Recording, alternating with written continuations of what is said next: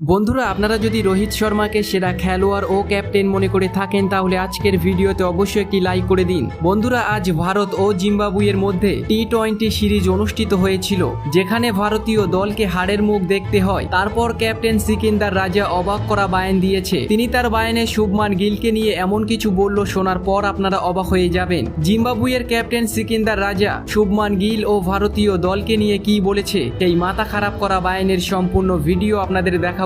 তবে তার আগে আপনাদের কি মনে হয় ভারতীয় দল জিম্বাবুয়ের সঙ্গে কোন ভুলে হেরেছে, নিচে কমেন্ট করে আমাদের জানাতে ভুলবেন না। ভারতীয় দল টি-20 বিশ্বকাপ জয় করেছে, এক সপ্তাহ সম্পূর্ণ হয়েছে আজ, কিন্তু এরই মধ্যে বড়সড় ধাক্কা খেতে হলো টিম ইন্ডিয়াকে। আজ জিম্বাবুয়ের বিরুদ্ধে হেরে বসলো ভারতীয় দল। দিনের শুরুটা বেশ ভালোই করেছিল টিম ইন্ডিয়া।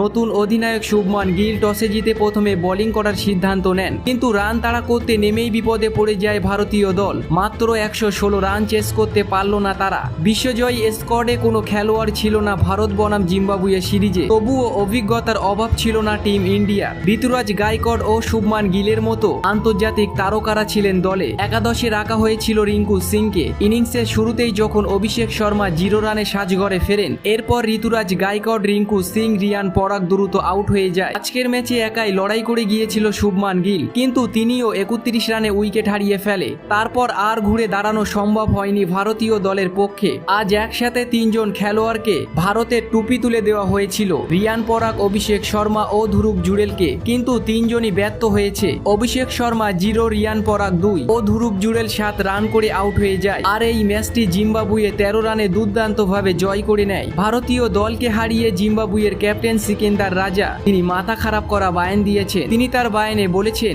এই ম্যাচ জেতার কথা আমি কিভাবে বলবো, আমি আমার মুখের ভাষা খুঁজে পাচ্ছি না। ভারতীয় দলকে হারাতে পেরে আমরা অনেক বেশি আনন্দিত। আমি এটা অবশ্যই মানব, ভারতীয় দলে বিরাট কোহলি ও রোহিত শর্মার মতো তারকা অভিজ্ঞ খেলোয়াড়রা নেই। আমরা হারিয়েছি জুনিয়র ভারতীয় দলকে। আমরা কখনো ভাবিনি ভারতীয় দলকে এমনভাবে হারাবো। 116 রান তারা চেস করতে পারিনি। এই ম্যাচটি জিততে পেরেছি আমাদের দলের সকল খেলোয়াড়দের জন্য। আমি আমার মন থেকে সবাইকে অভিনন্দন জানাই। আমি চাই ভারতীয় দলকে হারিয়ে এমনভাবে সিরিজটি নিজেদের নামে করে নিতে। তো বন্ধুরা, আপনাদের কেমন লাগলো জিম্বাবুয়ের ক্যাপ্টেন সিকিন্দার রাজার এই বায়ান, নিচে কমেন্ট করে আমাদের জানাতে ভুলবেন না।